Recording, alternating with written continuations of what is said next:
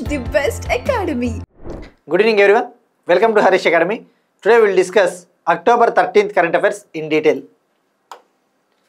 ఇవాళ మన first topic Gaza వివాదానికి సంబంధించి ఈజిప్ట్లోని షర్మ్ ఎల్ షేక్ అనే ఒక సిటీలో ప్రారంభమైన ఒక పీస్ సమ్మిట్, ఒక శాంతి శిఖరాగ్ర సమావేశం. షర్మ్ ఎల్ షేక్ శాంతి శిఖరాగ్ర సమావేశం. ఈ సమ్మిట్ని ఈజిప్టు మరియు అమెరికా కలిసి నిర్వహించాయి. ఈ సమ్మిట్ని మనం ఆల్రెడీ ప్రీవియస్ క్లాస్లో డిస్కస్ చేసుకున్నాం. ఈ గాజా కాన్ఫ్లిక్ట్ని ఎండ్ చేయడం కోసము ఇజ్రాయెల్కి హమాస్కి మధ్య ఇండైరెక్ట్ చర్చలు, పరోక్ష చర్చలు ఈజిప్ట్లోని కైరో సిటీలో ఇటీవల జరిగాయని చెప్పేసి కూడా తెలుసుకున్నాం. ఈ గాజా వివాదానికి ముగింపు పలికేందుకోసం to end the Gaza conflict indirect talks between Israel and Hamas talks ఎక్కడ నిర్వహించారు అంటే ఈజిప్ట్లోని కైరో. ఇక ఆఫ్టర్ దట్ డొనాల్డ్ ట్రంప్ యొక్క ఇనిషియేటివ్ మేరకు 20 పాయింట్ పీస్ ప్లాన్ విడుదల చేయడం జరిగింది. అమెరికా 20 పాయింట్ పీస్ ప్లాన్ దేనికోసం అంటే 20 పాయింట్ శాంతి ప్రణాళిక గాజా వివాదానికి సంబంధించి.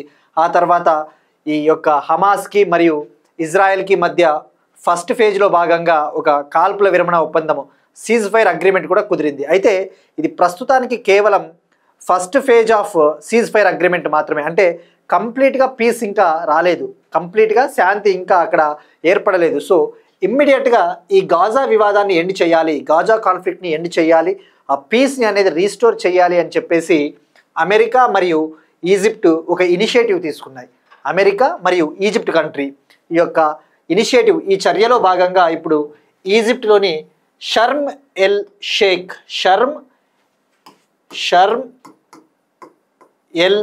షేక్ అనే సిటీలో ఈ సమ్మిట్ ఇవాళ జరిగింది. అయితే ఈ సమ్మిట్కి Indian prime minister Narendra Modi గారిని ఇన్వైట్ చేశారు. ఈ సమ్మిట్కి more than 20 countries heads attend అయ్యారు. 20 దేశాలకు పైగా చెందిన అధిపతులు, ఆ దేశ అధ్యక్షులు అటెండ్ అయ్యారు. అయితే ప్రైమ్ మినిస్టర్ నరేంద్ర మోడీ గారిని కూడా రమ్మని చెప్పారు, కానీ మోడీ గారికి ఇమ్మీడియట్గా అంటే లైక్ వెరీ షార్ట్ నోటీస్, చాలా తక్కువ వ్యవధి ఉండడం చేత ఆ మీటింగ్కి వెళ్ళలేకపోయారు. బట్ ఇండియన్ టీం తరపున, భారతదేశం తరపున ఎక్స్టర్నల్ అఫైర్స్ శాఖ సహాయ మంత్రి, minister of state for external affairs, విదేశాంగ వ్యవహారాల శాఖ సహాయ మంత్రి అయిన కీర్తివర్ధన్ సింగ్ గారిని పంపించడం జరిగింది.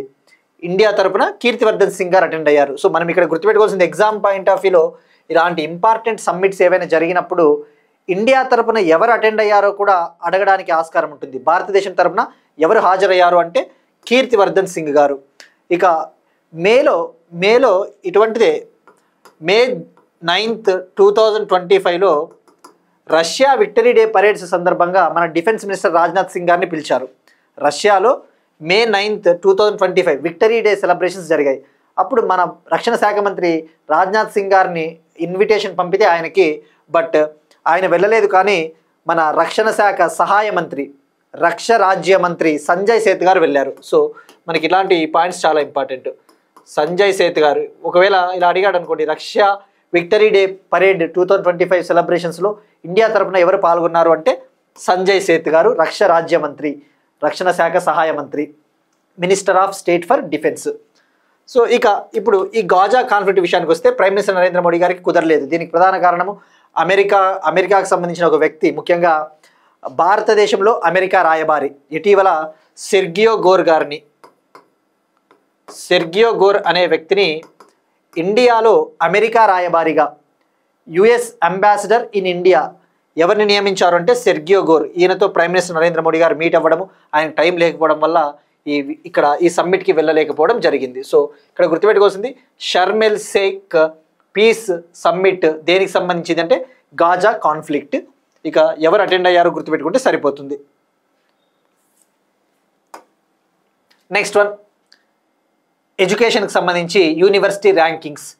Times Higher Education World University Rankings 2026. Times Higher Education World University Rankings 2026. Times అనేది ఇది ఒక బ్రిటిష్ మ్యాగజిన్. ఈ 2026 ఇయర్కు గాను వరల్డ్ యూనివర్సిటీ ర్యాంకింగ్స్ని విడుదల చేయడం జరిగింది. ఇందులో మనం ఎగ్జామ్ పాయింట్ ఆఫ్ వ్యూలో టాప్ 3లో ఏ ఉన్నాయో తెలుసుకోవాలి, ఇండియా నుంచి ఏవి టాప్లో ఉన్నాయో తెలుసుకుంటే సరిపోతుంది. ఫస్ట్, ఈ times Higher Education World University Rankings 2026 విషయానికి వస్తే ఇది 22nd ఎడిషన్, 22వ ఎడిషన్. ఓవరాల్గా ఈ ర్యాంకింగ్స్లో 115 కంట్రీస్కు చెందిన 115 దేశాలకు చెందిన 2191 ఇన్స్టిట్యూషన్స్కి ర్యాంకింగ్ ఇవ్వడం జరిగింది. 2191 విద్యా సంస్థలకి ర్యాంకింగ్ ఇవ్వడం జరిగింది. ఈ ర్యాంకింగ్స్లో ఈ సంవత్సరం ఈ 22nd ఎడిషన్లో అత్యధికంగా యూనివర్సిటీలు అమెరికా నుంచి ఈ ర్యాంకింగ్స్లో జాబితాలో చోటు సంపాదించుకున్నాయి. Highest number of universities listed in this year rankings from USA. America నుంచి అత్యధిక యూనివర్సిటీలు ఈ జాబితాలో ఈ సంవత్సరం చోటు సంపాదించుకున్నాయి. ఇక సెకండ్ ప్లేస్లో ఇండియా ఉంది. గుర్తుపెట్టుకోండి, ఈ సంవత్సరం విడుదల చేసిన ఈ ర్యాంకింగ్స్లో 2వ స్థానంలో భారతదేశం ఉంది. అంటే అమెరికా తరపున అత్యధిక యూనివర్సిటీలు ఈ జాబితాలో చోటు సంపాదించుకుంటే సెకండ్ ప్లేస్లో భారతదేశం ఉంది తొలిసారిగా, ఫర్ ద ఫస్ట్ టైం. ఇక టాప్ వచ్చేసి 10వసారి వరుసగా కన్సిక్యూటివ్ 10th ఇయర్ ఇన్ ఎరో వరుసగా 10వసారి యూకేకు చెందిన university of Oxford, United Kingdom కంట్రీకి చెందిన యూనివర్సిటీ ఆఫ్ ఆక్స్ఫోర్డ్ ఫస్ట్ ప్లేస్లో నిలిచింది. సెకండ్ ప్లేస్లో అమెరికాకు చెందిన Massachusetts institute of technology, MIT, Massachusetts institute of technology. ఇక థర్డ్ ప్లేస్లో 2 నిలిచాయి సంయుక్తంగా, జాయింట్గా 2 యూనివర్సిటీలు థర్డ్ ప్లేస్లో. ఒకటి యుఎస్ఏకు చెందిన ప్రిన్స్టన్ యూనివర్సిటీ, మరొకటి యూకేకు చెందిన యూనివర్సిటీ ఆఫ్ క్యాంబ్రిడ్జ్. ఇవి 3వ స్థానంలో నిలిచాయి సంయుక్తంగా. సో ఇక్కడ గుర్తుపెట్టుకోవాల్సింది, first place university of Oxford వరుసగా 10వ ఏడాది UK country, second MIT university America, third వచ్చేసి ప్రిన్స్టన్ యూనివర్సిటీ అమెరికా మరియు యూనివర్సిటీ ఆఫ్ క్యాంబ్రిడ్జ్ యూకే. ఇవి మనకి టాప్ 3 గుర్తుంచుకుంటే సరిపోతుంది. ఇక ఇండియా విషయానికి వస్తే ఇండియా నుంచి టాప్ ప్లేస్లో అగ్రస్థానంలో బెంగళూరుకు చెందిన Indian institute of science top ప్లేస్లో ఉంది. అది 201 to 250 ర్యాంకింగ్ బ్యాండ్లో నిలిచింది. 201 నుంచి 250 ర్యాంకింగ్ లిమిట్లో నిలిచింది. ఇక ఇండియాలో సెకండ్ ప్లేస్లో వచ్చేసి చెన్నైకు చెందిన సవితా ఇన్స్టిట్యూట్ అనేది 351 నుంచి 400 ర్యాంకింగ్లో నిలిచింది. 351 నుంచి 400 ఆ బ్యాండ్లో నిలిచింది. సో ఇది మనకి times Higher Education World University rankings. So ఇక్కడ గుర్తుపెట్టుకోవాల్సింది 22వ ఎడిషన్ అన్న విషయం గుర్తుపెట్టుకోండి. నెక్స్ట్ వన్, సావల్కోట్ జల విద్యుత్ ప్రాజెక్టుకు పర్యావరణ అనుమతి. సావల్కోట్ హైడల్ ప్రాజెక్ట్కి ఎన్విరాన్మెంట్ మినిస్ట్రీ ఎన్విరాన్మెంటల్ క్లియరెన్స్ని అప్రూవల్ చేసింది. పర్యావరణ మంత్రిత్వ శాఖ పర్యావరణ అనుమతి ఇచ్చింది. సో ఇక్కడ మనం తెలుసుకోవాల్సింది, సావల్కోట్ హైడల్ ప్రాజెక్ట్ ఏ స్టేట్లో, ఏ ప్రాంతంలో నిర్మిస్తూ ఉన్నారు, ఏ రివర్ పైన. ఇది చీనాబ్ రివర్ పైన. ఈ సావల్కోట్ హైడ్రో ప్రాజెక్ట్ని చీనాబ్ రివర్ పైన నిర్మించబోతా ఉన్నారు. మనం డిస్కస్ చేసుకున్నాం మెనీ టైమ్స్ ఆల్రెడీ. ఇండియాకి పాకిస్తాన్కి ఆపరేషన్ సింధూర్ తర్వాత మనం ఎప్పుడైతే ఆ పహల్గామ్ ఉగ్రదాడి జరిగిన తర్వాత ఇండస్ వాటర్ ట్రీటీని మనం సస్పెండ్ చేసాం. 1960లో వరల్డ్ బ్యాంక్ బ్రోకరిజం చేయడం వల్ల, వరల్డ్ బ్యాంక్ మధ్యవర్తిత్వం చేత ఇండియాకి పాకిస్తాన్కి మధ్య ఏర్పాటైన ఒక ట్రీటీ, ఈ సింధు జలాల నది ఒప్పందానికి సంబంధించి ఇండస్ వాటర్ ట్రీటీ 1960, దీన్ని ఇండియా సస్పెండ్ చేసింది, దీన్ని రద్దు చేసింది. ఆ తర్వాత ఇప్పుడు ఈ చీనాబ్ రివర్ పైన జమ్మూ అండ్ కాశ్మీర్, కేంద్రపాలిత ప్రాంతమైన జమ్మూ అండ్ కాశ్మీర్లోని చీనాబ్ రివర్ పైన 1856 మెగావాట్ కెపాసిటీ ఉన్న 1856 మెగావాట్ల సామర్థ్యం ఉన్న సావల్కోట్ హైడల్ ప్రాజెక్ట్ని నిర్మించాలి అని చెప్పేసి ఇండియా భావిస్తూ ఉంది. దానికి అవసరమైన ఎన్విరాన్మెంటల్ క్లియరెన్స్ని ఎన్విరాన్మెంటల్ మినిస్ట్రీ అప్రూవల్ చేసింది. సో ఇక్కడ మనం తెలుసుకోవాల్సింది, ఒకసారి ఇండస్ వాటర్ ట్రీటీ గురించి ఇంకొకసారి మనం మరొకసారి రివైజ్ చేసుకోవాలి. ఇందులో భాగంగా ఈస్ట్ ఫ్లోయింగ్ రివర్స్, ఈ సింధు నదికి ఉపనదులైన ఉపనదులు ఏవైతే ఉంటాయో ఈస్ట్ ఫ్లోయింగ్ రివర్స్, బియాస్, రావి, సట్లెజ్, వీటిని యూటిలైజ్ చేసుకునే హక్కు మనకు ఉంటుంది, వీటిని ఉపయోగించుకునే హక్కు. ఇక వెస్ట్ ఫ్లోయింగ్ రివర్స్, ఈ ఇండస్ రివరు, జీలము, చీనాబు, ఇవి కూడా పాకిస్తాన్కి ఫ్లో అయ్యే రివర్స్. ఇండస్, జీలం, చీనాబు, వీటిని ఉపయోగించుకునే హక్కు పాకిస్తాన్కి ఉంటుంది. బట్ ఈవెన్ దో అవి పశ్చిమ దిక్కున ప్రవహించే నదులు అయినప్పటికీ, అవి వెస్ట్ ఫ్లోయింగ్ రివర్స్ అయినప్పటికీ కూడా వాటిని మనము పరిమితంగా ఉపయోగించుకోవచ్చు. We can use these west flowing rivers in a limited manner for hour uses. So ఆ విషయం గుర్తుపెట్టుకుంటే సరిపోతుంది. ఇది ఇండస్ వాటర్ ట్రీటీ 1960, ఆ విషయం గుర్తుపెట్టుకోండి. సో ఇక్కడ గుర్తుపెట్టుకోవాల్సింది ఇది వరల్డ్ బ్యాంక్ మధ్యవర్తిత్వం చేత ఏర్పాటైంది. ఇక సావల్కోట్ హైడల్ ప్రాజెక్ట్ విషయానికి వస్తే, ఈ ప్రాజెక్ట్ అనేది 1980స్లోనే దీన్ని నిర్మించాలి అని చెప్పేసి అనుకున్నారు. బట్ ముఖ్యంగా ఈ ఇండస్ వాటర్ ట్రీటీని సస్పెండ్ చేసిన తర్వాత దీన్ని ఇక ఫాస్ట్గా నిర్మించాలి అని చెప్పేసి కూడా భావిస్తూ ఉన్నారు.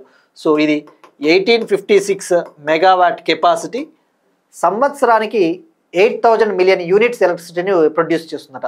ఈ ప్రాజెక్టు ఈ 1856 మెగావాట్ కెపాసిటీతో నిర్మించబోయే ఈ ప్రాజెక్టు ఇయర్కి 8000 మిలియన్ యూనిట్స్ ఎలక్ట్రిసిటీని ప్రొడ్యూస్ చేసే సామర్థ్యం ఉన్న ప్రాజెక్ట్ ఇది. ఇక మరి దీని ఎస్టిమేటెడ్ కాస్ట్, ఎప్పుడైనా మనకి ఒక ప్రాజెక్ట్ వార్తల్లో ఉన్నప్పుడు దానికి అయ్యే అంచనా ఖర్చు ఎంత, యాక్చువల్ ఖర్చు ఎంత, దీనికి తొలుత అనుకున్నది ఇనీషియల్ ఎస్టిమేటెడ్ కాస్ట్ వచ్చేసి 22,000 crore దీనికి తొలుత అనుకున్నది. బట్ ఇప్పుడు ఆల్మోస్ట్ 31,380 crore వరకు వెళ్ళిందట. 31,380 కోట్లు దీనికి ఖర్చు అవుతుందని కూడా భావిస్తూ ఉన్నారు. ఇక మరి దీన్ని నిర్మించబోయేది ఎవరు అంటే national hydro power electric corporation limited. National hydro power electric corporation limited ఇది ఒక హైడ్రో ఎలక్ట్రిక్ పవర్ కార్పొరేషన్ అని చెప్పవచ్చు, ప్రభుత్వ రంగ సంస్థ. దీన్ని నిర్మించే బాధ్యత, కన్స్ట్రక్ట్ చేసే రెస్పాన్సిబిలిటీని తీసుకుంటా ఉంది. సో ఇది మనకి సావల్కోట్ హైడ్రో ప్రాజెక్టు. ఏ రివర్ అంటే Chenab river, Jammu and Kashmir. Next one, international conference on health and well being. International conference on health and well being. ఇక్కడ పేరులోనే ఉంది హెల్త్ వెల్ బీయింగ్, అంటే ఇది ఆరోగ్య రంగానికి సంబంధించినది. రంగారెడ్డి డిస్టిక్లోని, తెలంగాణలోని రంగారెడ్డి డిస్టిక్లో ఉన్న శాంతి కన్హా అనే ఒక శాంతివనంలో, కన్హా శాంతివనంలో international conference on health and well బీయింగ్ని ఆయుష్ మంత్రిత్వ శాఖ, మినిస్ట్రీ ఆఫ్ ఆయుష్ 3 రోజుల పాటు నిర్వహించింది. అక్టోబర్ 10th నుంచి అక్టోబర్ 12th వరకు రంగారెడ్డి డిస్టిక్లోని కన్హా శాంతివనంలో దీన్ని నిర్వహించింది. దీన్ని హార్ట్ఫుల్నెస్ అనే సంస్థ సహకారంతో, హార్ట్ఫుల్నెస్ ఇన్స్టిట్యూట్ అనే ఒక సంస్థ సహకారంతో ఆయుష్ మంత్రిత్వ శాఖ నిర్వహించింది. సో ఇక్కడ మనకి ఆయుష్ గురించి మధ్యన ఎక్కువగా వార్తలు వస్తూ ఉన్నాయి కాబట్టి దీని గురించి తెలుసుకోవాలి. ఇది ఎన్నవ ఎడిషన్ అంటే 3rd ఎడిషన్, 3వ ఎడిషన్. మరి దీని ముఖ్య ఉద్దేశం ఏంటి, పేర్లోనే ఉంది. ఇది ఇంటిగ్రేటివ్ కాన్ఫరెన్స్ అని చెప్పవచ్చు. అంటే ఇంటిగ్రేటివ్ కాన్ఫరెన్స్ అంటే మనం చూస్తూ ఉన్నాం ఇప్పుడు ఆరోగ్యాన్ని మెరుగుపరచుకోవడం కోసము ఫోకస్ ఎక్కువగా ఆయుర్వేదం పైన, యోగా పైన, ధ్యానం పైన ఎక్కువగా అయింది. సో ఈ ఫోకస్లో భాగంగా ఆయుష్ మంత్రి ప్రతాప్ రావ్ జాదవ్ గారు మాట్లాడుతూ, మన ఆరోగ్యాన్ని మంచిగా ఉంచుకోవాలి అంటే ఆయుర్వేదాన్ని పాటించాలి, ఆయుర్వేదాన్ని యూజ్ చేయాలి, అలానే మెడిటేషన్ చేయాలి, యోగాని నేర్చుకోవాలి. సో దీన్నే ఇంటిగ్రేటివ్ మెడిసిన్ అంటారు. ఇంటిగ్రేటివ్ మెడిసిన్ అంటే ఏంటి, సమ్మిళిత. ఇప్పుడు ఈ యోగాని, ఆయుర్వేదాన్ని, ధ్యానాన్ని మనం 3 కనుక ప్రాక్టీస్ చేస్తే ఇక మన ఆరోగ్యానికి ఎటువంటి ఇబ్బంది ఉండదు అన్న కాన్సెప్ట్. సో ఇది ఎక్కడ జరిగింది అంటే తెలంగాణ రంగారెడ్డి డిస్టిక్ కన్హా శాంతివనము. మరి ఇందులో భాగంగా మాట్లాడుతూ ఆయుష్ మినిస్టర్ ప్రతాప్ రావ్ జాదవ్ గారు మాట్లాడుతూ, కంట్రీ వైడ్ దేశవ్యాప్తంగా 12,500 ఆయుష్ సెంటర్స్ని ఏర్పాటు చేయబోతా ఉన్నట్టు ప్రకటించారు. దేశవ్యాప్తంగా across the country we're going to set up 12,500 Ayush centres అని చెప్పేసి ఆయన ప్రకటించారు. ఇక నిన్న మనం డిస్కస్ చేసుకున్నాం, సెంట్రల్ గవర్నమెంట్ 2030 కల్లా 10 ఆల్ ఇండియా ఇన్స్టిట్యూట్ ఆఫ్ ఆయుర్వేదాస్ని ఏర్పాటు చేయాలని చెప్పేసి కూడా ప్లాన్ చేస్తూ ఉంది. By 2030 the Ayush ministry is planning to set up 10 Ayurveda institute of all India institute of Ayurvedas across the country. So ఇక్కడ గుర్తుపెట్టుకోవాల్సింది, మినిస్ట్రీ ఆఫ్ ఆయుష్ మంత్రిత్వ శాఖ హార్ట్ఫుల్నెస్ ఇన్స్టిట్యూట్ నిర్వహించింది అక్టోబర్ 10th నుంచి 12th వరకు. Next one blue flag certification, ప్రతిష్టాత్మక అంతర్జాతీయ బ్లూ ఫ్లాగ్ సర్టిఫికేషన్. ఈ బ్లూ ఫ్లాగ్ సర్టిఫికేషన్ అనేది చాలా ఇంపార్టెంట్. ఇప్పుడు 5 మహారాష్ట్ర బీచ్లకు ప్రతిష్టాత్మక అంతర్జాతీయ బ్లూ ఫ్లాగ్ సర్టిఫికేషన్ లభించింది. 5 Maharashtra beaches got international blue flag certification tag. ఇక్కడ బ్లూ ఫ్లాగ్, ఇక్కడ ఇమేజ్లో కనిపిస్తూ ఉన్న ఈ బ్లూ ఫ్లాగ్ ఏదైతే ఉందో, ఈ బ్లూ ఫ్లాగ్ సర్టిఫికేషన్ అనేది ఇండియాలో కావచ్చు, లేదంటే డిఫరెంట్ కంట్రీస్లో ఉన్న బెస్ట్ బీచెస్కి, క్లీన్ బీచెస్కి, అంటే స్వచ్ఛమైన బీచ్లకి ఈ అవార్డు ఇవ్వడం జరుగుతుంది. అంటే ఫర్ ఎగ్జాంపుల్ ఆంధ్రప్రదేశ్లోని విశాఖపట్నంలో ఉన్న ఋషికొండ బీచ్, ఈ ఋషికొండ బీచ్కి కూడా ఈ బ్లూ ఫ్లాగ్ సర్టిఫికేషన్ ఉంది. ఎందుకు ఇస్తారు అంటే ఈ బ్లూ ఫ్లాగ్ సర్టిఫికేషన్ అనేది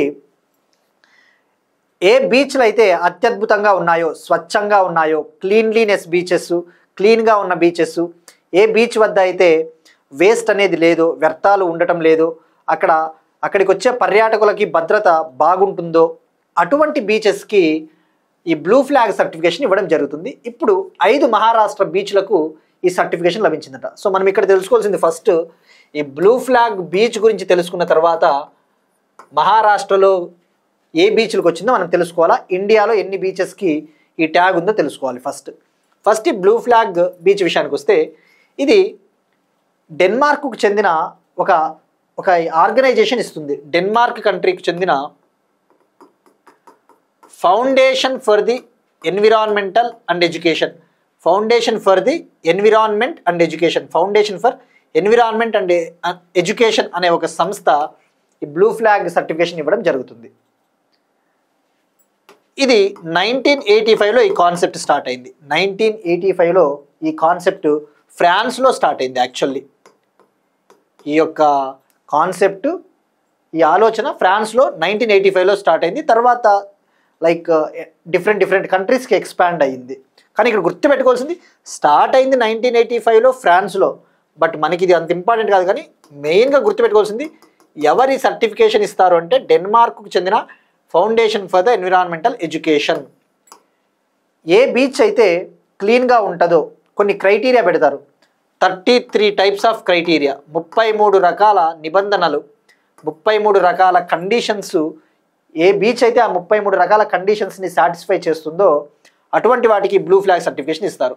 అంటే ఎటువంటిదంటే కండిషన్స్ వచ్చేసి క్లీన్లీనెస్, ఆ బీచ్ చాలా స్వచ్ఛతగా ఉండాలి, అక్కడ వాటర్ క్వాలిటీ అద్భుతంగా ఉండాలి, నీటి నాణ్యత చాలా బాగుండాలి, విజిటర్స్ సేఫ్టీ, అక్కడికి వచ్చే పర్యాటకులకి భద్రత ఉండాలి, అలానే ఆ బ్యూటీ కూడా ఉండాలి, ఆ బీచ్ అనేది సుందరంగా ఉండాలి. ఇటువంటి కొన్ని కండిషన్స్ ఆధారంగా చేసుకొని, ఆ కండిషన్స్ ఎన్ని అంటే 33 క్రైటీరియా, 33 క్రైటీరియా. ఏ బీచ్ అయితే ఈ 33 కండిషన్స్ని సాటిస్ఫై చేస్తుందో ఈ సర్టిఫికేట్ ఇవ్వడం జరుగుతుంది. సో 1985లో ఈ కాన్సెప్ట్ స్టార్ట్ అయింది. మరి అత్యధికంగా blue flag beaches worldwide ఏ కంట్రీలో ఉన్నాయంటే Spain. Highest blue flag beaches in which country అంటే స్పెయిన్. ఇప్పుడు 5 మహారాష్ట్ర బీచ్లకి ఈ సర్టిఫికేషన్ వచ్చింది కదా, ఆ 5 ఏందో తెలుసుకుందాం. తర్వాత ఇండియాలో ఎన్ని ఉన్నాయో తెలుసుకుందాం. ఇప్పటి వరకు ఇండియాలో 13 బీచెస్కి బ్లూ ఫ్లాగ్ సర్టిఫికేషన్ ఉంది. యాజ్ ఆఫ్ నౌ ఈ 5 మహారాష్ట్ర బీచ్లు కాకపోకుండా 13 బీచ్లు ఉన్నాయి. ఇప్పుడు ఈ 13కి మరో 5 యాడ్ అయినాయి కాబట్టి 18 బీచెస్ అని చెప్పవచ్చు. మరి ఇప్పుడు ఆ మహారాష్ట్రలోని 5 బీచ్లు ఏవో తెలుసుకుందాం. ఒకటి వచ్చేసి Shrivardhan beach, Nagaon beach, Parnaka beach, Guhagar beach, Ladghar beach. Shrivardhan beach, Nagaon beach, Parnaka beach, Guhagar beach, Ladghar beach Maharashtra. So ఓవరాల్గా ఇప్పుడు 18 ఉన్నాయి. 13 + 5 18. మరి ఫస్ట్ 13 ఏవో కూడా ఒకసారి తెలుసుకుందాం. ఎందుకంటే చెప్పలేము, ఎగ్జామ్ పాయింట్ ఆఫ్ వ్యూలో ఒక్కొక్కసారి ఎలా అడగొచ్చు అంటే క్రింది వాటిలో ఏ బీచ్లకి బ్లూ ఫ్లాగ్ సర్టిఫికేషన్ ఉంది అని అడిగేసి ఒక 4 ఆప్షన్లు ఇవ్వచ్చు. చెప్పలేము, మనం ఎలా అన్నా అడగవచ్చు ఎగ్జామినరు. క్రింది వాటిలోని ఏ ఇండియన్ బీచెస్కు ఈ ట్యాగ్ ఉంది అంటే మనము ఉండేదే 18 కాబట్టి ఆ 18 గుర్తుపెట్టుకుంటే ఒక విధంగా మంచిదే. ఇక ఫస్ట్ 13 బీచెస్ ఆల్రెడీ 5 తెలుసుకున్నాం కాబట్టి ఇక 13 బీచ్లు తెలుసుకుందాం.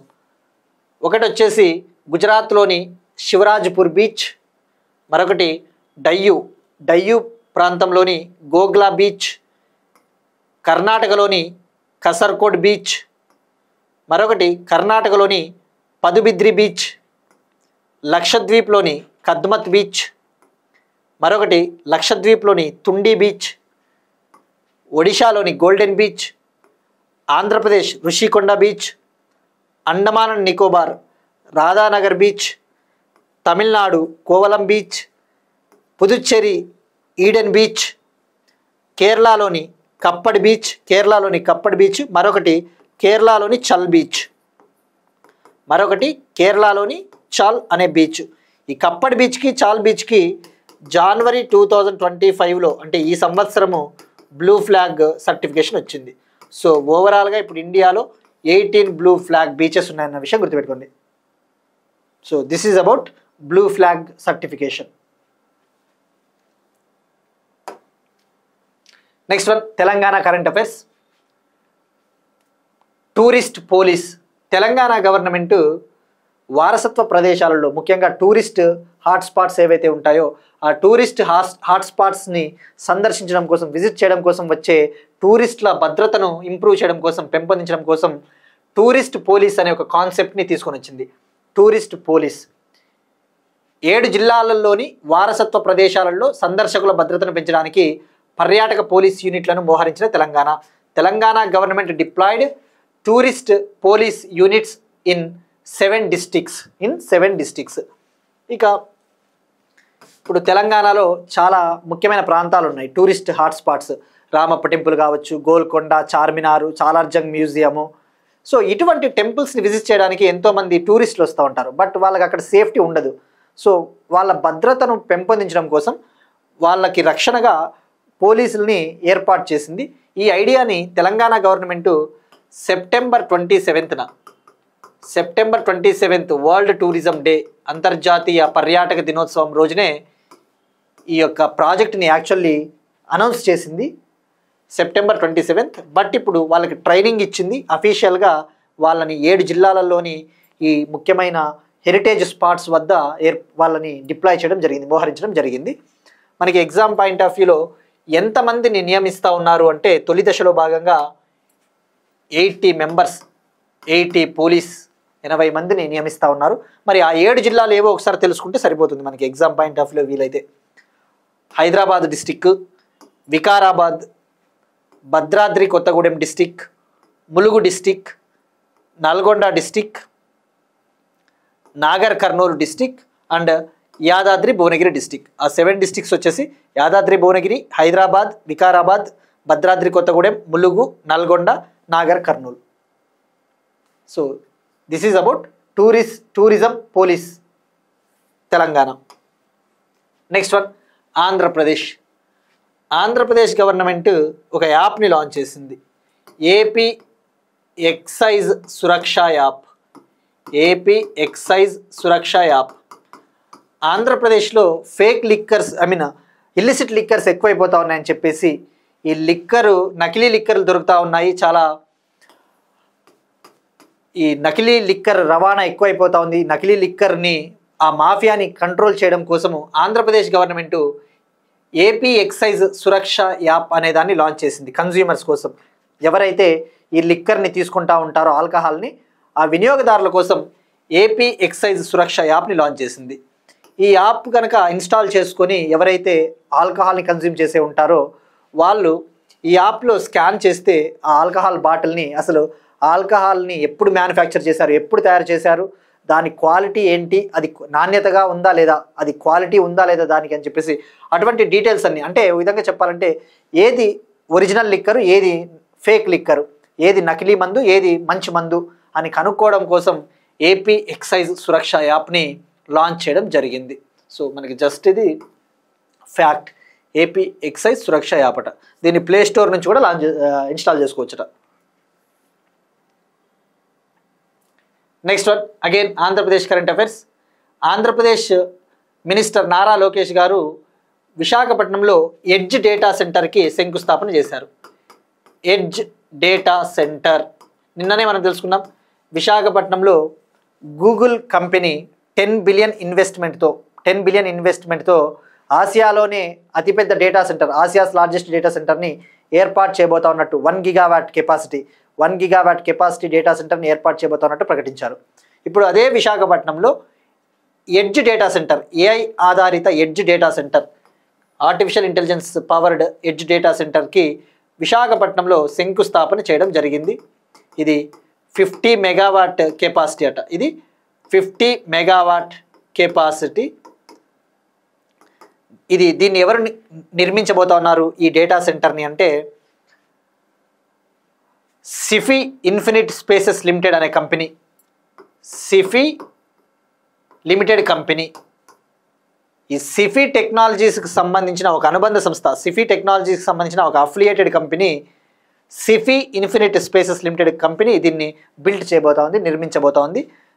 దీనికోసం 1500 crore బడ్జెట్ కేటాయించడం జరిగింది. 1500 కోట్ల పెట్టుబడితో 2 phases 2 దశల్లో ఈ సిఫీ ఎడ్జ్ డేటా సెంటర్ని వైజాగ్లో నిర్మించబోతా ఉన్నారు. దీనివల్ల నియర్లీ 1000 మెంబర్స్కి 1000 మందికి ఉపాధి లభించబోతా ఉందట. 1000 members are going to get employment.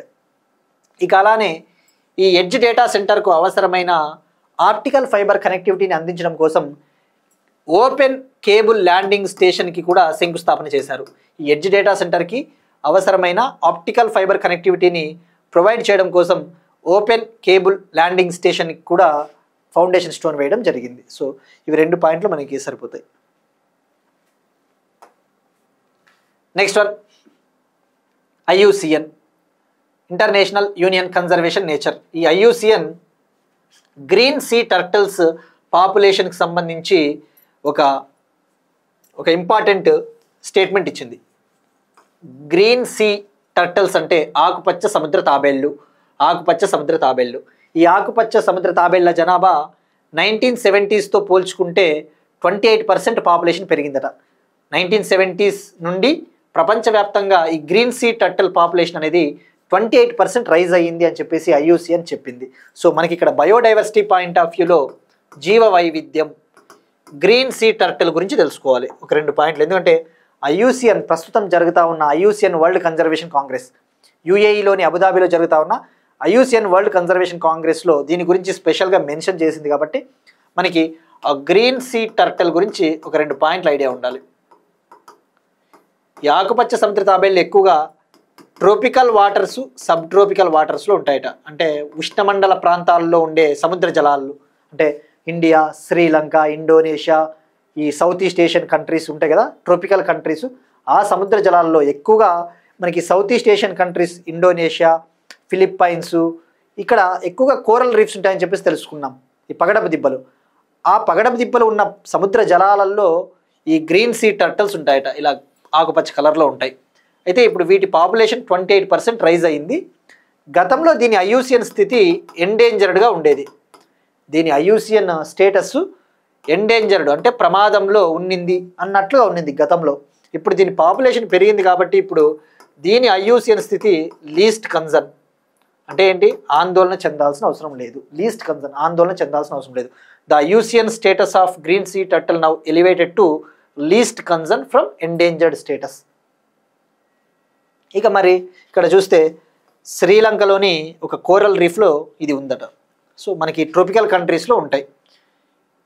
ఇక ఇండియాలో ఆలివ్ రిడ్లీ టర్టిల్స్ కూడా ఉంటాయి. ఆలివ్ రిడ్లీ టర్టిల్స్ అవి వేరు. మనకి ఎక్కువగా ఈస్ట్ కోస్ట్, ఒడిషా, విశాఖపట్నం ప్రాంతము, ఆ ప్రాంతంలో ఈ ఆలివ్ రిడ్లీ తాబేళ్ళు ఎక్కువగా ఉంటాయి. సో ఇక్కడ గ్రీన్ సీ టర్టిల్ ఇండియాలో కూడా ఉంటాయి. ఇవి ఇండియాలోని అండమాన్ నికోబార్ ఐలాండ్స్లలో ఈ గ్రీన్ సీ టర్టిల్స్ ఉంటాయి. సో ఇక్కడ గుర్తుపెట్టుకోవాల్సింది IUCN స్థితి లీస్ట్ కన్సర్న్ అన్న విషయం గుర్తుపెట్టుకోండి. పాపులేషన్ పెరిగింది.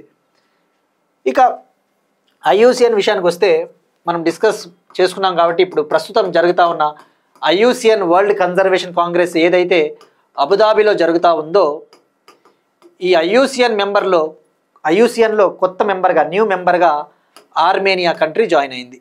ఆర్మేనియా మనం డిస్కస్ చేసుకున్నాం. IUCN అనేది ప్రపంచంలోనే అతిపెద్ద conservation organisation, world's largest conservation organisation. ఇందులో గవర్నమెంట్స్ ఉంటాయి, స్వచ్ఛంద సంస్థలు, NGOs కూడా ఉంటాయి. ఈ IUCNలో మోర్ దాన్ 170 కంట్రీస్ ఉన్నాయి. 170కి పైగా దేశాలు, 1400కు పైగా NGOలు, 1400కి పైగా ఆర్గనైజేషన్స్. స్వచ్ఛంద సంస్థలు. అంటే ఓవరాల్గా 1400 మెంబర్స్ పైగా ఉంటారు స్వచ్ఛంద సంస్థలు, కంట్రీస్ కలుపుకొని. ఇప్పుడు ఈ IUCNలో ఆర్మేనియా న్యూ మెంబర్గా జాయిన్ అయింది. Armenia country joined as a new member in IUCN, state member of IUCNగా జాయిన్ అయ్యింది. సో మనకి ఈ పాయింట్ చాలా ఇంపార్టెంట్. ఇక ఆర్మేనియా విషయానికి వస్తే 2026లో కన్వెన్షన్ ఆన్ బయలాజికల్ డైవర్సిటీ పైన కాప్ సదస్సును నిర్వహించబోతోందట. 2026 అక్టోబర్లో కన్వెన్షన్ ఆన్ బయలాజికల్ డైవర్సిటీకి కాప్ సదస్సు, 17th కాప్ సదస్సు, 17వ కాప్ సదస్సు. ఏ దానికి అంటే కన్వెన్షన్ ఆన్ బయలాజికల్ డైవర్సిటీకి. ఈ సదస్సుని 2026 అక్టోబర్లో ఆర్మేనియా నిర్వహించబోతోంది. సో ఇక్కడ తెలుసుకోవాల్సింది అంటే CBD, convention on biological diversity అంటే ఏంటి? జీవ వైవిధ్య చట్టం ఉంది కదా ఇండియాలో, బయలాజికల్ డైవర్సిటీ యాక్ట్ 2002, జీవ వైవిధ్య చట్టం 2002. ఆ జీవ వైవిధ్యాన్ని మనం రక్షించాలి అంటే, జీవజాతుల్ని రక్షించాలి అంటే ఒక ఒప్పందం ఉంటుంది, కన్వెన్షన్, ఒక ట్రీటీ. దానికి సంబంధించిన కాప్ సదస్సు ఏ విధంగా అయితే UNFCCCకి, United Nations framework convention on climate చేంజ్కి, ఈ వాతావరణ మార్పులకు సంబంధించి UNFCCCకి ఏ విధంగా అయితే సదస్సు జరుగుతుందో కాప్ సదస్సు, అట్లనే ఈ CBDకి, కన్వెన్షన్ ఆన్ బయలాజికల్ డైవర్సిటీకి కూడా కాప్ సదస్సు జరుగుతుంది. 2026 అక్టోబర్లో 17th కాప్ సదస్సు జరగబోతోంది. దాన్ని ఆర్మేనియా కండక్ట్ చేయబోతోంది. ఆ విషయం తెలుసుకోండి. ఇక ఇవాల్టి క్వశ్చన్, నోబెల్ సాహిత్య బహుమతి 2025 విజేత ఎవరు? Recently which person got Nobel literature prize 2025 మనం డిస్కస్ చేసుకున్నాం ఇటీవలనే. వాళ్ళు ఏ కంట్రీకి చెందిన వారు కూడా ఆన్సర్ ట్రై చేయండి. ఇక నెక్స్ట్ వన్, నిన్న అడిగిన క్వశ్చన్, హిల్కాల్ వ్యాక్సిన్, ఇది ఓరల్ కలరా వ్యాక్సిన్, నోటి ద్వారా తీసుకునే కలరా వ్యాక్సిన్. దీన్ని డెవలప్ చేసినది హైదరాబాద్కు చెందిన భారత్ బయోటెక్ సంస్థ. హైదరాబాద్కు చెందిన భారత్ బయోటెక్ సంస్థ హిల్లేమ్యాన్ ల్యాబొరేటరీస్ సహకారంతో, హిల్లేమ్యాన్ ల్యాబొరేటరీస్ కొలాబరేషన్తో దీన్ని డెవలప్ చేసింది. ఇక షాల్కాల్ కొలరా వ్యాక్సిన్ అయితే అది కూడా హైదరాబాద్కు చెందిన Shantha biotechnologies company limited develop చేసింది. దానికి ఇటీవల ప్రపంచ ఆరోగ్య సంస్థ, World Health Organization pre qualification status కూడా ఇచ్చింది. అంటే ఏంటి? ముందస్తు అనుమతి. ఇప్పుడు దాన్ని ఎక్స్పోర్ట్ చేసుకోవచ్చు వేరే కంట్రీస్కి. సో ఇక్కడ గుర్తుపెట్టుకోవాల్సింది, హిల్కాల్, షాల్కాల్ రెండు కూడా ఓరల్ కలరా వ్యాక్సిన్స్, రెండు కూడా నోటి ద్వారా తీసుకునే వ్యాక్సిన్లు. Next one, international ranger awards. International ranger awards నిన్ననే మనం తెలుసుకున్నాం. IUCN Quinton Miller award Kaziranga field డైరెక్టర్కి వచ్చిందని చెప్పేసి. అలానే IUCN ప్రస్తుతం జరుగుతూ ఉన్న IUCN వరల్డ్ కన్జర్వేషన్ కాంగ్రెస్ సమ్మిట్లో భాగంగా ఎవరైతే ఈ వైల్డ్ లైఫ్ని ప్రొటెక్ట్ చేయడం కోసం ఎఫర్ట్స్ పెట్టి ఉంటారో, అంటే ఈ వన్యప్రాణుల సంరక్షణ కోసం ఎవరైతే కృషి చేసి ఉంటారో అటువంటి వాళ్ళకి IUCN ఇంటర్నేషనల్ రేంజర్ అవార్డ్స్ని ఇవ్వడం జరిగింది. 13 కంట్రీస్కు చెందిన 13 దేశాలకు చెందిన 13 రేంజర్స్కి ఈ అవార్డ్స్ ఇవ్వడం జరిగింది. ఇక్కడ రేంజర్స్ అంటే నథింగ్ బట్ ఇప్పుడు మనకి ఏ విధంగా అయితే forest beat officers, forest section officers వీళ్ళు ఉంటారు కదా, వీళ్ళ ముఖ్య ఉద్దేశం ఏంటి? వీళ్ళ మెయిన్ పని ఏంటి? ఈ యొక్క వన్యప్రాణుల్ని, అడవుల్ని కాపాడము, to protect the wildlife and forests. So వాళ్ళ ఎఫర్ట్స్ని గుర్తించి వాళ్ళకి అవార్డ్స్ ఇవ్వడం జరుగుతుంది. సో 13 కంట్రీస్కు చెందిన 13 రేంజర్ అవార్డ్స్ని ఇవ్వడం జరిగింది. వీళ్ళకి $5,000 నుంచి $25,000 వరకు వీళ్ళకి ప్రైజ్ మనీ కూడా ఇవ్వడం జరిగింది. $5,000 నుంచి $25,000 వరకు వీళ్ళకి క్యాష్ ప్రైజ్ బహుమతిగా ఇవ్వడం జరిగింది. 5,000 నుంచి $25,000. ఇక అలానే కీర్తివర్ధన్ సింగ్ మినిస్టర్ గారు, ఈయన గుర్తుపెట్టుకోండి, కీర్తివర్ధన్ సింగ్ గారు విదేశాంగ వ్యవహారాల శాఖ సహాయ మంత్రి, అలానే పర్యావరణ శాఖ సహాయ మంత్రి. Is both minister of state for external affairs and also minister of state for environment and climate change. Kirti Vardhan Singh గారు ఒక రిపోర్ట్ని రిలీజ్ చేశారు, గార్డియన్స్ ఆఫ్ ద వైల్డ్ అనే report. Guardians of the wild. ఈ గార్డియన్స్ ఆఫ్ ద వైల్డ్ అంటే ఇది ఇందాక చెప్పుకున్నట్టు రేంజర్స్ ఎవరైతే ఈ వన్యప్రాణుల్ని, వైల్డ్ లైఫ్ని కన్జర్వ్ చేయడం కోసం, రక్షించడం కోసం కృషి చేస్తూ ఉన్నారో వాళ్ళ కృషిని గుర్తించి వాళ్ళ పైన రిలీజ్ చేసిన report guardians of the wild. So ఆ రిపోర్ట్ పేరు గుర్తుపెట్టుకోండి. ఇది మనకి international ranger awards IUCN. Next one, Austra Hind. ఇది నెక్స్ట్ టాపిక్ వచ్చేసి India Australia joint military exercise. India Australia joint military exercise. భారతదేశము ఆస్ట్రేలియా మధ్య సంయుక్త ఆర్మీ విన్యాసము. దీని పేరు ఆస్ట్రా హింద్. ఈ ఆస్ట్రా హింద్ 2025 ఎక్సర్సైజ్ ముఖ్య ఉద్దేశం ఇరు దేశాల ఆర్మీలకు సంబంధించి ఇరు దేశాల ఆర్మీల మధ్య పరస్పర సహకారాన్ని పెంపొందించడం, to enhance the collaboration among the armies of both nations. ఈ ఆస్ట్రా హింద్ 2025 ఈ సంవత్సరము 4th ఎడిషన్, 4వ ఎడిషను ఆస్ట్రేలియాలోని పెర్త్ సిటీలో ప్రారంభమైంది. ఆస్ట్రేలియాలోని పెర్త్లో ప్రారంభమైంది.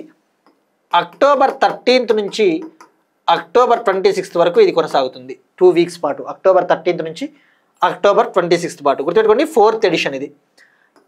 ఇండియా తరపున గోర్ఖా రైఫిల్స్, ఇండియా తరపున భారత ఆర్మీకి చెందిన గోర్ఖా రైఫిల్స్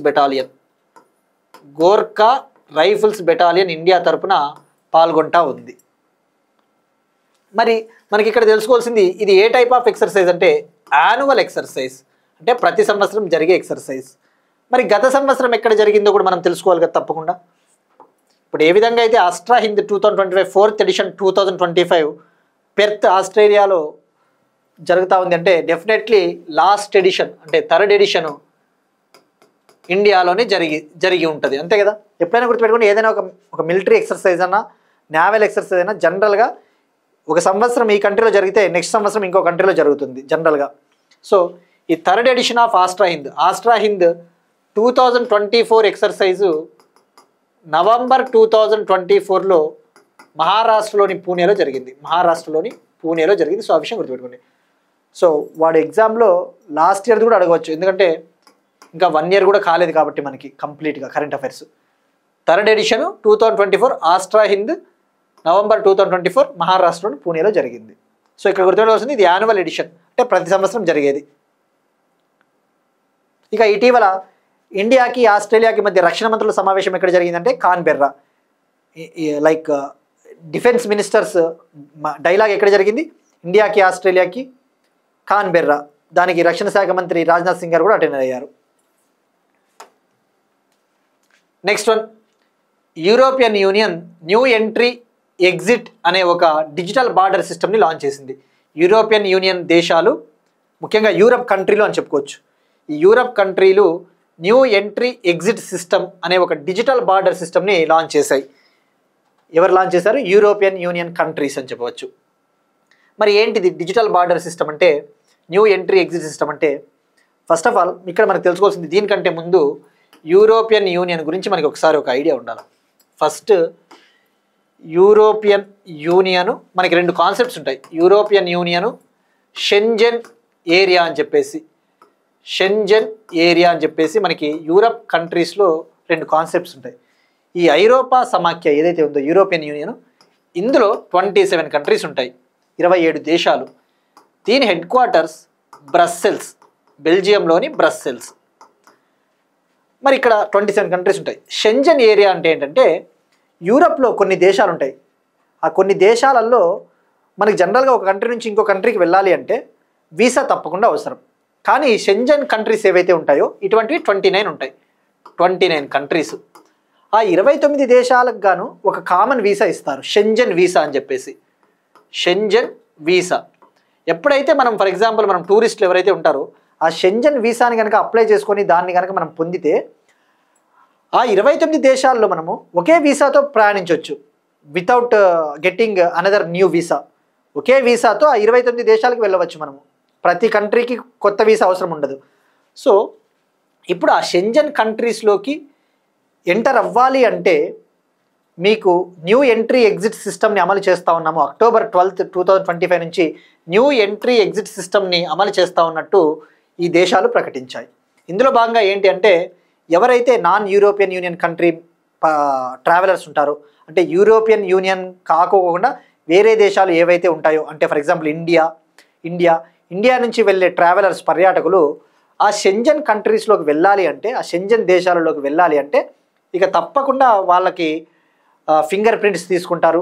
ఫింగర్ ప్రింట్స్, వాళ్ళ ఫేషియల్ రికగ్నిషన్, ముఖ కవళికల్ని స్కాన్ చేయడము, facial recognition system, finger print scanning, passport scanning, ఇటువంటి డిజిటల్గా వాళ్ళని స్కాన్ చేసి వాళ్ళ డీటెయిల్స్ అన్నీ తీసుకుంటారనమాట. సో ఇక్కడ గుర్తుపెట్టుకోవాల్సింది పేరు.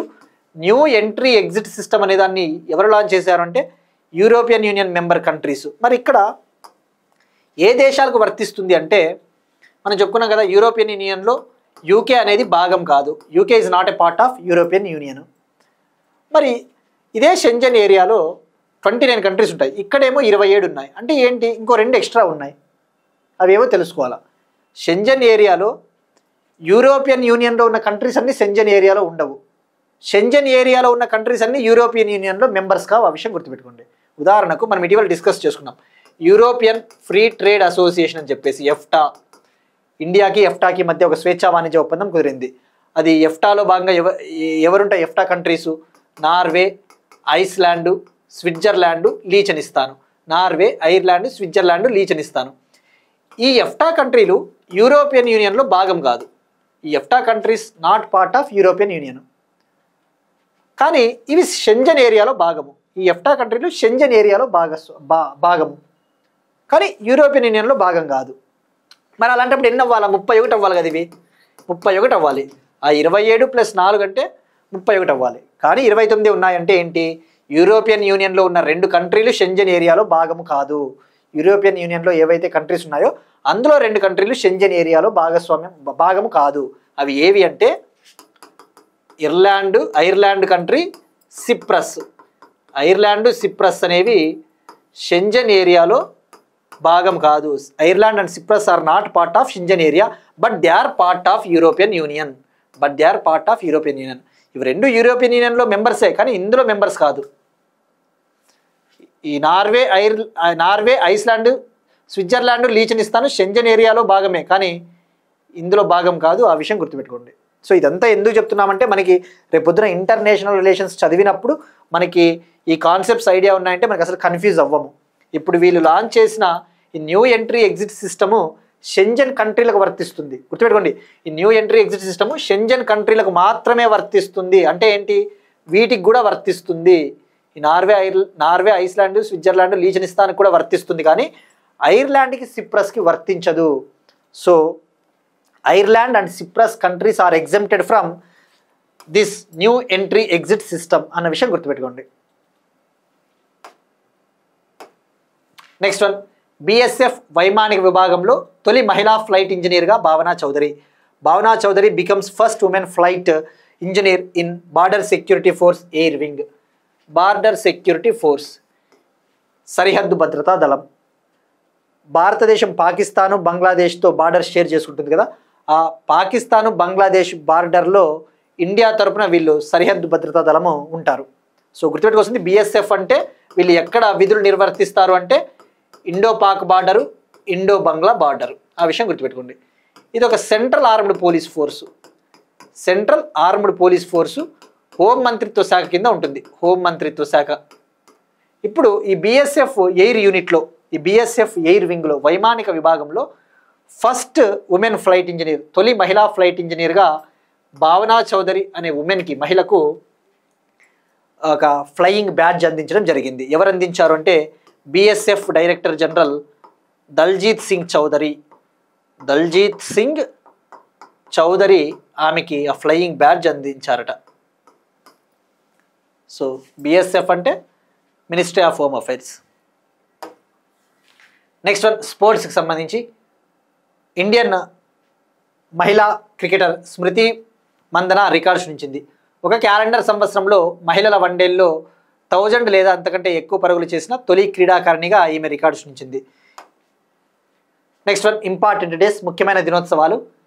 అంతర్జాతీయ విపత్తు ప్రమాద తగ్గింపు దినోత్సవం, international day for disaster risk reduction. ఈ విపత్తులు ఏవైతే ఉంటాయో, ఈ ఫ్లడ్స్ కావచ్చు, ల్యాండ్ స్లైడ్స్ కావచ్చు, కెమికల్ డిజాస్టర్స్, బయలాజికల్ డిజాస్టర్స్, ఇటువంటి డిజాస్టర్స్ని తగ్గించడం కోసం యునైటెడ్ నేషన్స్ ఎవ్రీ ఇయర్ ఈ యొక్క దినోత్సవాన్ని నిర్వహిస్తుంది. ఈ సంవత్సరం థీమ్ వచ్చేసి ఫండ్ రెసిలియన్స్ నాట్ డిజాస్టర్స్. అంటే దీని అర్థం ఏంటంటే ఈ విపత్తుల్ని తట్టుకునే బిల్డింగ్లు అటువంటి వాటిని నిర్మించడానికి ఫండ్స్ ఇవ్వాలి, కానీ మనము డిజాస్టర్స్ని ప్రోత్సహించేలా మనము ఫండ్స్ ఖర్చు చేయకూడదు అని చెప్పేసి. Fund resilience not disasters. So October 13th international day for disaster risk reduction. ఇవి ఇవాళ కరెంట్ అఫైర్స్. మనం ఒకసారి క్విక్గా రీక్యాప్ చూద్దాం. Sharm el Sheikh peace summit, Gaza వివాదం, Times Higher Education World University Rankings 2026, Sawalkot hydro power project Jammu and Kashmir, international conference on health and wellbeing Telangana 3వ edition, 5 Maharashtra బీచ్లకు ప్రతిష్టాత్మక అంతర్జాతీయ బ్లూ ఫ్లాగ్ సర్టిఫికేషన్, పర్యాటక police units Telangana,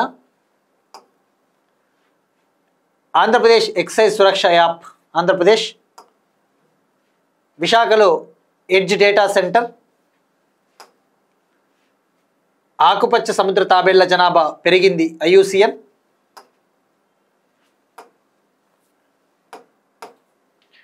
IUCN 2025 international ranger awards, Austra Hind 2025 India Australia joint military exercise 4th edition, European Union launch చేసిన new entry exit system,